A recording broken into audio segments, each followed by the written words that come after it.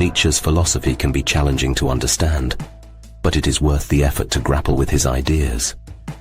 In one of his aphorisms, he warns against the dangers of martyrdom and suffering for the truth's sake.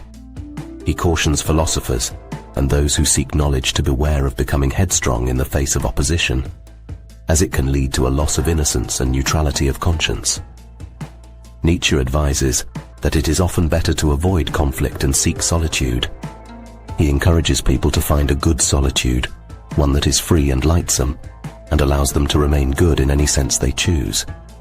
He emphasizes the importance of choosing the right companions, those who are like a garden or music on the waters at eventide. Nietzsche warns of the dangers of a long war or fear, which can make one become a refined vengeance seeker and poison brewer.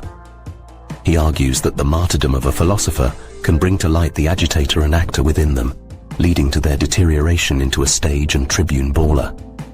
Nietzsche suggests that every philosophy has been a long tragedy in its origin, and the desire to see a philosopher in their deterioration must be understood as a satiric play or an epilogue farce. In interpreting Nietzsche's philosophy, it is essential to keep his emphasis on psychology in mind. He believed that our thoughts, emotions, and behavior are all interconnected and shaped by our experiences. Nietzsche believed that we should embrace our passions and desires rather than suppress them, as they are an essential part of who we are. In conclusion, Nietzsche's philosophy is complex, but it is worth exploring. He encourages us to seek a good solitude, choose our companions wisely, and be cautious of becoming headstrong in the face of opposition. He warns against the dangers of a long war or fear and the martyrdom of a philosopher.